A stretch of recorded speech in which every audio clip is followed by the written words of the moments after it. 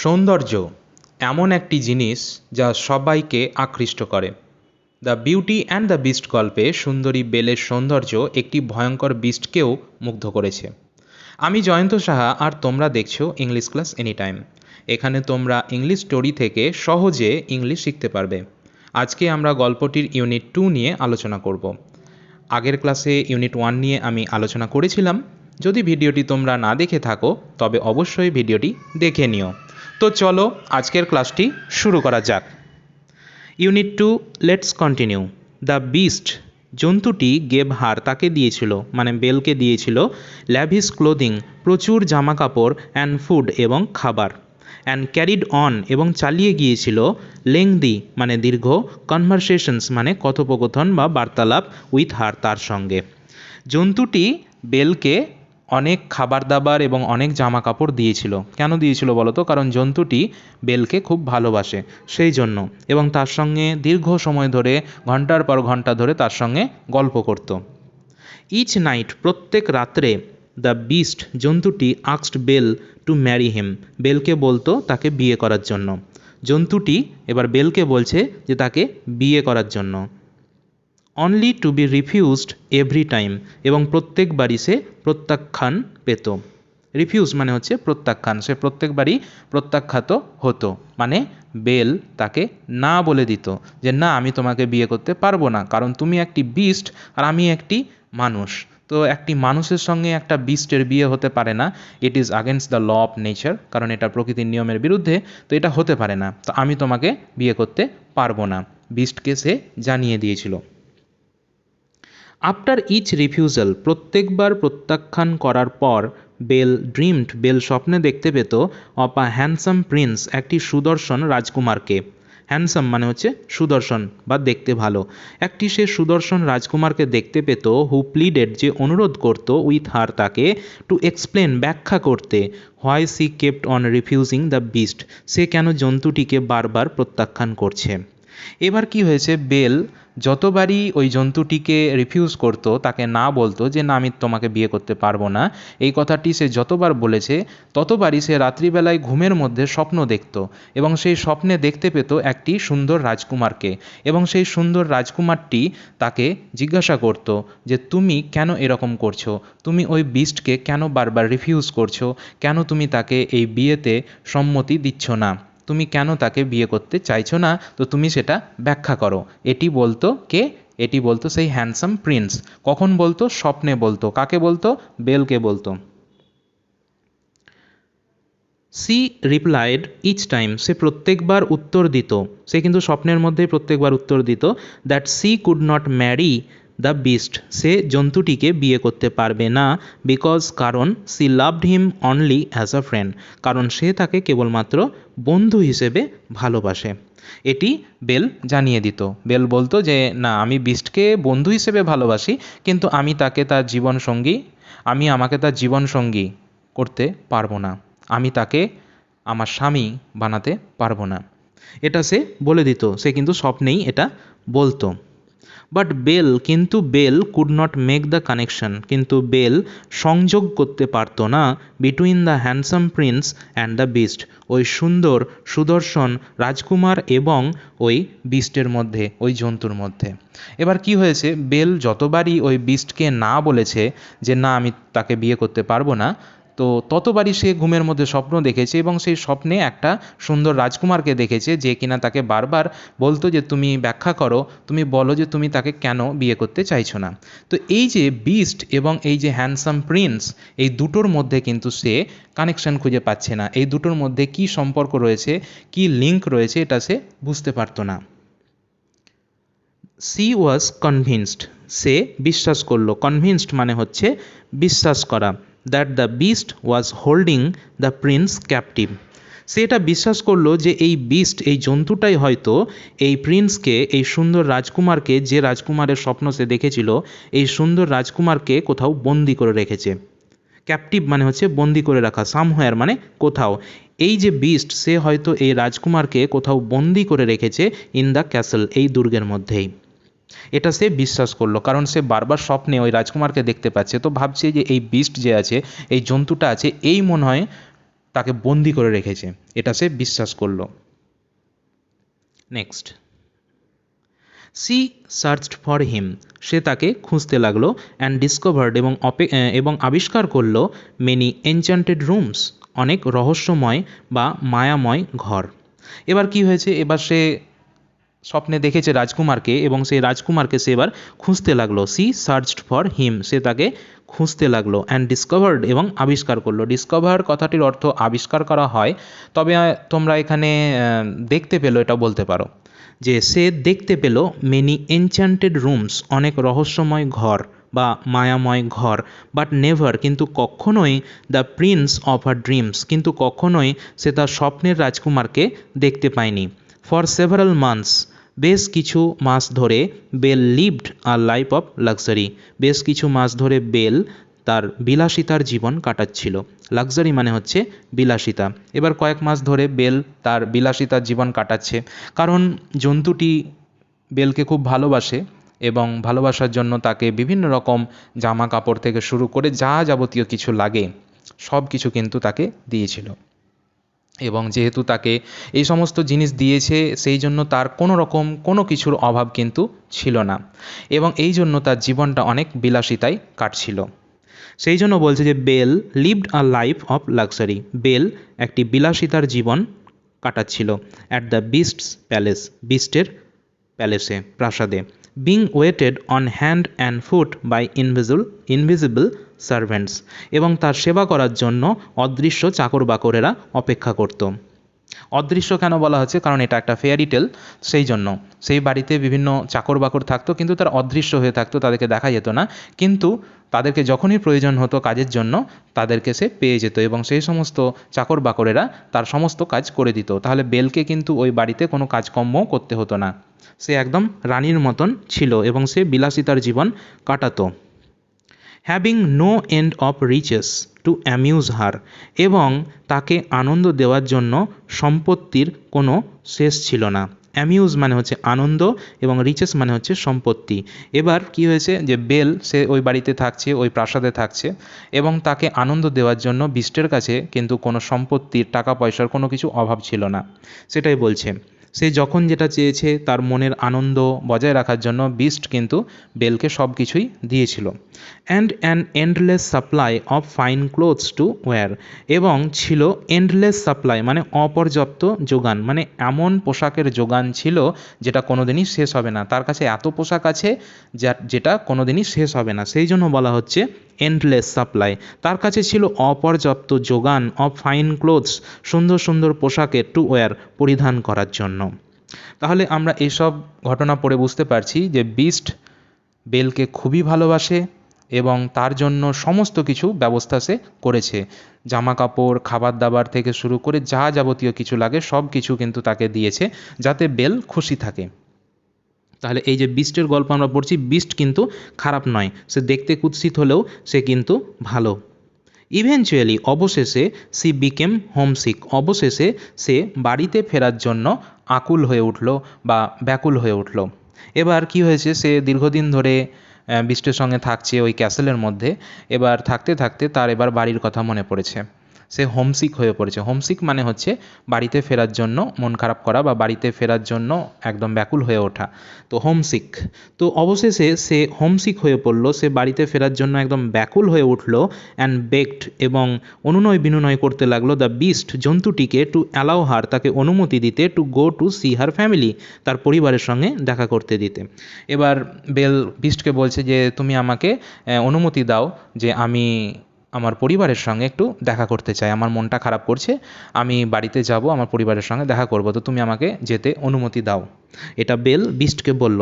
He said, সে বলল, মানে beast বলল, হি উড অ্যালাউ ইট, সে তাকে অনুমতি দেবে, only if she would return exactly a week later, যদি সে ঠিক এক সপ্তাহ পরে ফিরে আসে তাহলে সে তাকে অনুমতি দেবে। এটা বিস্ট বেলকে জানিয়ে দিল যে ঠিক আছে, তোমার যখন মন খারাপ করছে বাড়িতে যাওয়ার জন্য, তোমার পরিবারের সঙ্গে দেখা করার জন্য, ঠিক আছে আমি তোমাকে অনুমতি দিলাম, তুমি যাও দেখা করে এসো, কিন্তু ঠিক এক সপ্তাহ পরেই কিন্তু তোমাকে ফিরে আসতে হবে এখানে।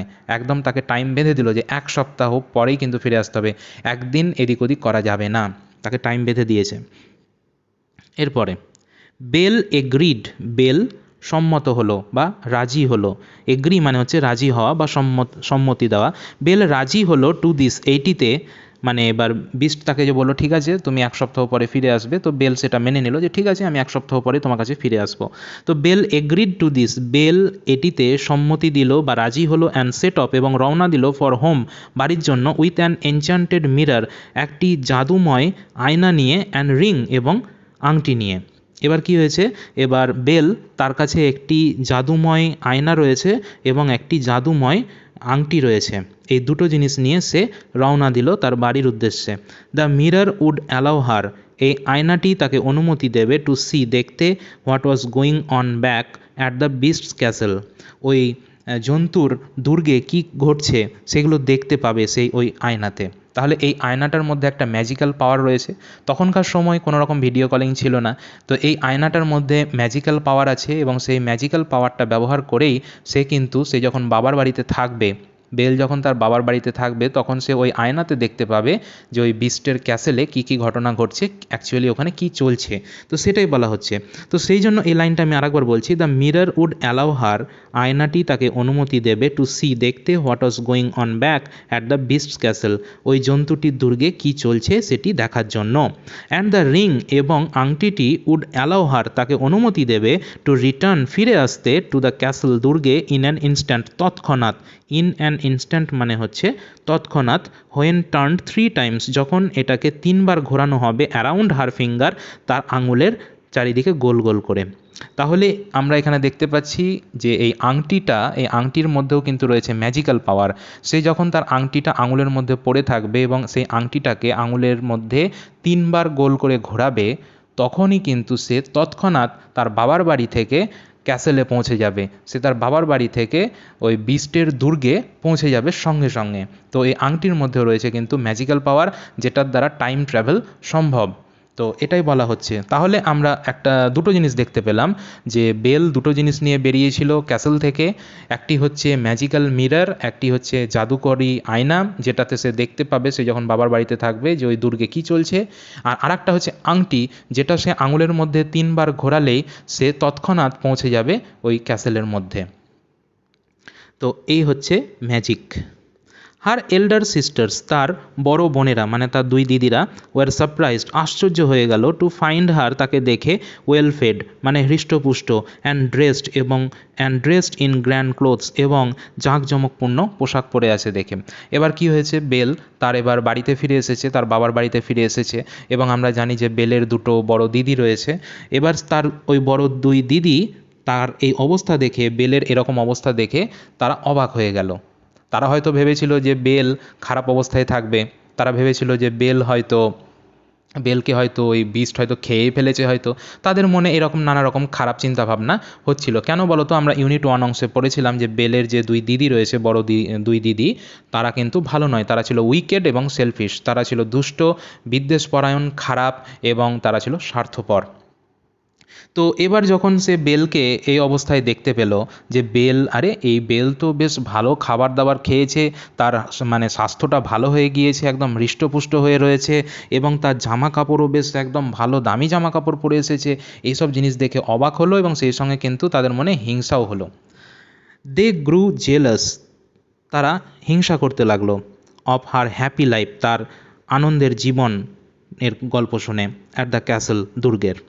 এবার কি হয়েছে, এবার বেল সে ওই দুর্গে ছিল, এবার সে তার দুর্গের সেই যে হ্যাপি লাইফ, তার যে আনন্দের জীবন কাহিনী সে শোনাচ্ছে তার 2 দিদিকে, যে এরকম ব্যাপার, আমার খাবারের কোনো অভাব নেই, আমার জামা কাপড়ের কোনো অভাব নেই, বাড়িতে চাকর বাকরেরা সব কাজকর্ম করে, আমাকে কোনো কাজকর্ম করতে হয় না, এবং আমি লাক্সারিতে থাকি।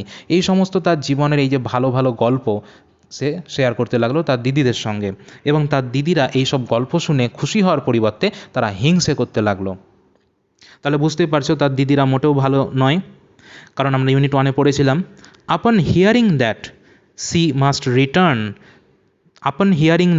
শুনে, দ্যাট সি মাস্ট রিটার্ন, যে তাকে অবশ্যই ফিরে যেতে হবে, টু দ্য বিস্ট, জন্তুর কাছে, অন আ সার্টেন ডে, একটি নির্দিষ্ট দিনে। দে বেগড হার, তারা তাকে অনুনয় বিনয় করতে লাগলো, তারা তাকে কাকুতি মিনতি করতে লাগলো, টু স্টে, থেকে যেতে, just for 1 just for one more day, আরও একটি দিনের জন্য।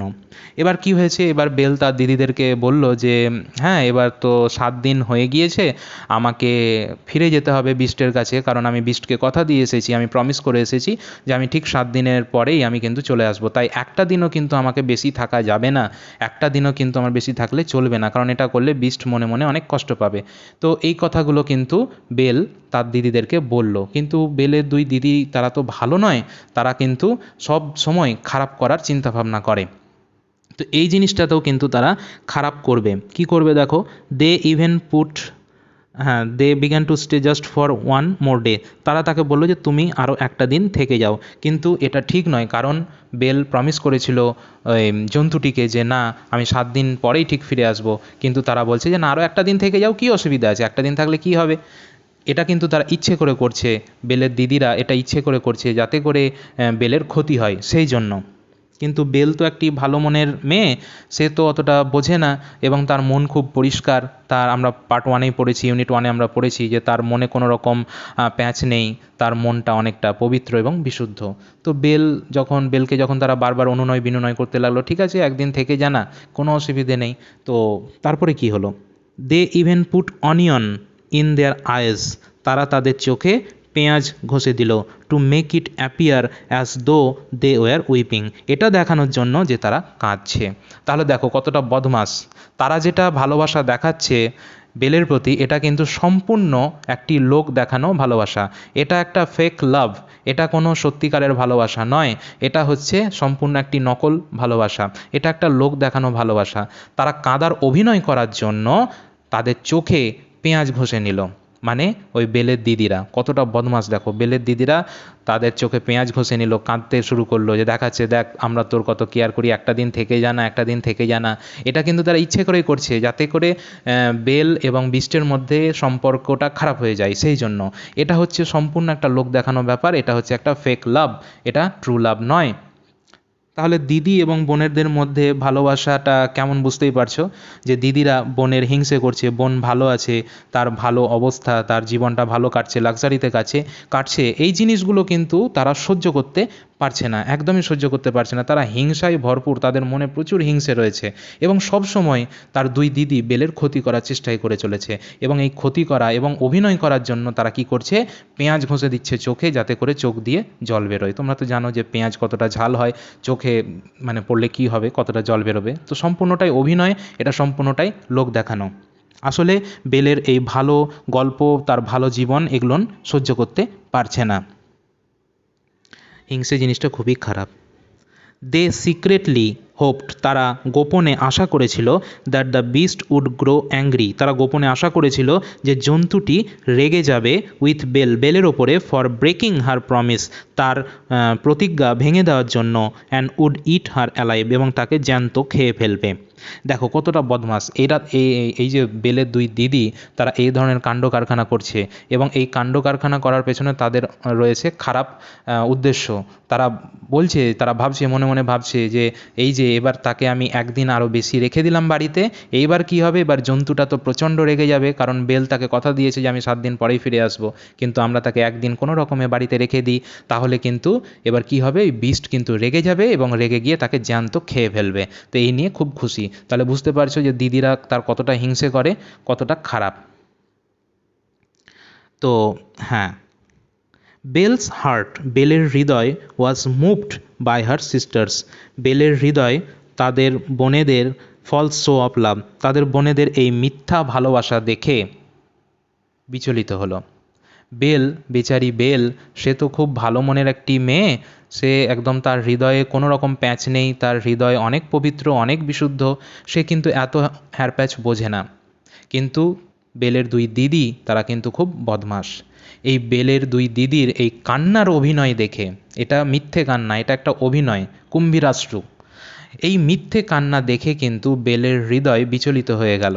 তাদের কান্না দেখে বেলের একটু মনই খারাপ হলো যে আরে আমার দিদিরা আমাকে এত ভালোবাসে, তো ঠিক আছে একদিন থেকেই যায়।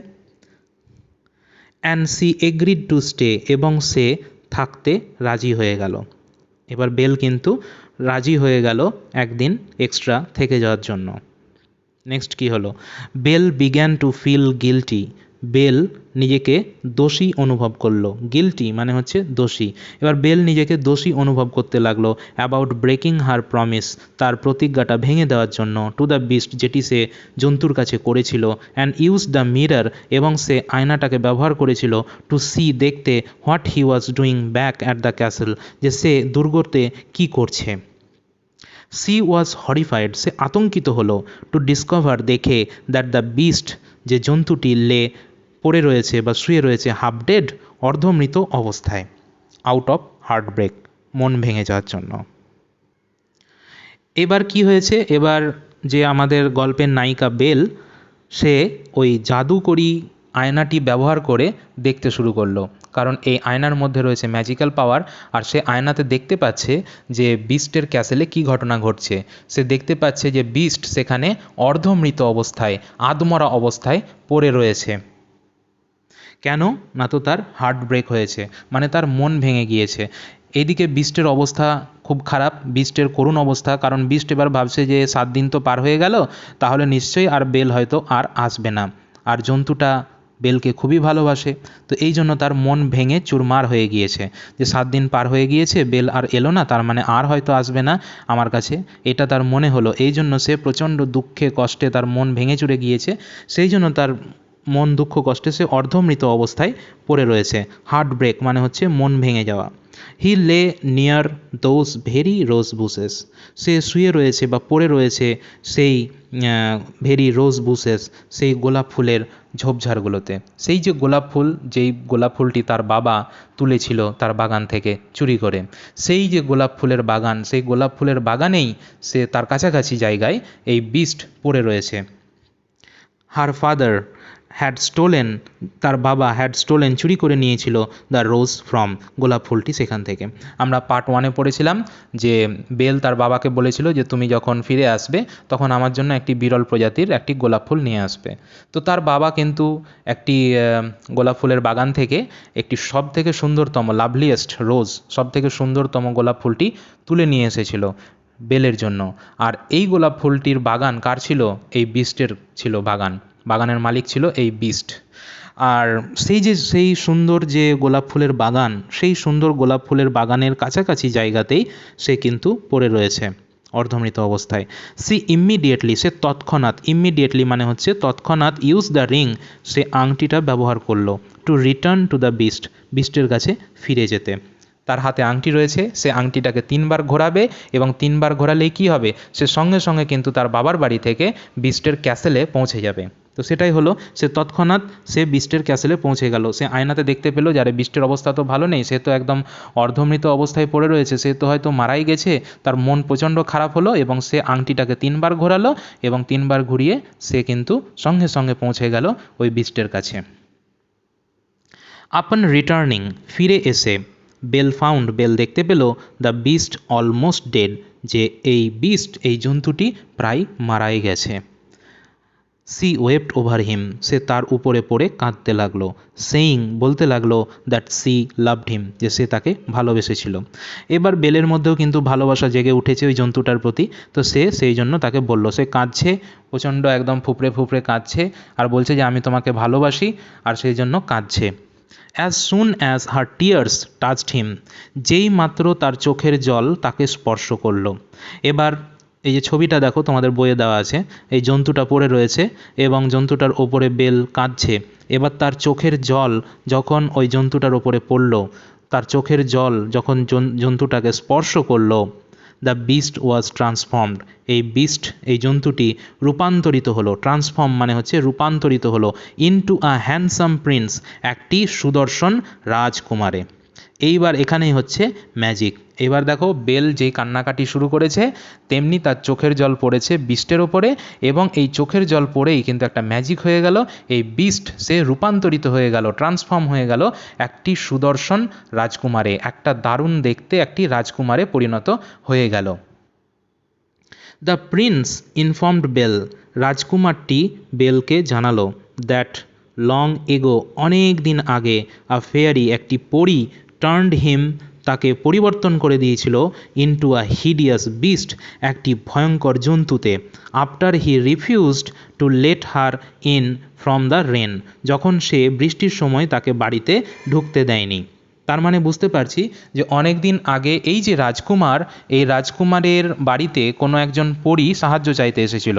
বাইরে প্রচণ্ড বৃষ্টি হচ্ছিল, সে বৃষ্টি থেকে বাঁচার জন্য সেই পরীটি রাজকুমারকে বলেছিল যে আমাকে একটু আশ্রয় দাও, কিন্তু এই রাজকুমার পরীটিকে আশ্রয় দেয়নি এবং সেই রাগে পরী তাকে অভিশাপ দিয়েছিল এবং অভিশাপ দিয়ে সেই সুন্দর রাজকুমারটিকে রূপান্তর করে দিয়েছিল একটি ভয়ঙ্কর জন্তুতে, একটি কুৎসিত ভয়ঙ্কর জন্তুতে তাকে ট্রান্সফর্ম করে দিয়েছিল। And that only by finding true love despite his ugliness, এবং তার কুৎসিত চেহারা থাকা সত্ত্বেও যদি সে তার প্রকৃত ভালোবাসাকে খুঁজে পায়। এবার তো সেই সুন্দর রাজকুমারকে সে একটা ভয়ঙ্কর দেখতে জন্তুতে রূপান্তর করেছে। এবার এই ভয়ঙ্কর জন্তুকে আর কে বিয়ে করবে, কে ভালোবাসবে? কিন্তু এই যে পরী, সে বলেছিল যে তোমার এই অভিশাপের মুক্তি কখন হতে পারে? যদি তোমার এই কুৎসিত কদাকার চেহারা দেখেও যদি কেউ, কোনো একটি মেয়ে যদি তোমাকে সত্যিকারের ভালোবাসে, সেদিনই তোমার এই অভিশাপ থেকে তুমি মুক্তি পাবে। তোমার এই অভিশাপটা সেদিন ভেঙে যাবে, তুমি মুক্তি পাবে এবং তুমি পুনরায় আবার সেই রাজকুমারে রূপান্তরিত হবে। আগলিনেস মানে হচ্ছে কুৎসিত। তোমার এই কুৎসিত চেহারা থাকা সত্ত্বেও যদি তুমি তোমার প্রকৃত ভালোবাসা খুঁজে পাও, could the curse be broken, এই অভিশাপটি ভেঙে যাবে, এই অভিশাপ থেকে তুমি মুক্তি পাবে। দেন দ্য প্রিন্স অ্যান্ড বেল, তারপরে এই রাজকুমার এবং বেল গট ম্যারেড, তারা বিয়ে করে নিল। অ্যান্ড দে লিভড, এবং তারা বসবাস করতে লাগলো হ্যাপিলি এভার আফটার, চিরদিনের মতন তারা সুখে শান্তিতে খুশিতে তারা বসবাস করতে লাগলো। আর এখানেই আমাদের গল্পের ইউনিট 2 অংশটি শেষ হয়ে গেল। তাহলে এই গল্পটি তোমাদের কেমন লাগলো তোমরা কমেন্ট করে জানাও। ভিডিওটি ভালো লাগলে অবশ্যই একটা লাইক দিয়ে দিও এবং বন্ধুদের সাথে শেয়ার করে দিও। আর চ্যানেলটি অবশ্যই সাবস্ক্রাইব করে দিও। ইংরেজি শেখার জন্য আবার আরেকটি গল্প নিয়ে আরেকটা নতুন ক্লাসে হাজির হব। সকলে ভালো থেকো এবং সকলকে ভালো রেখো। ধন্যবাদ।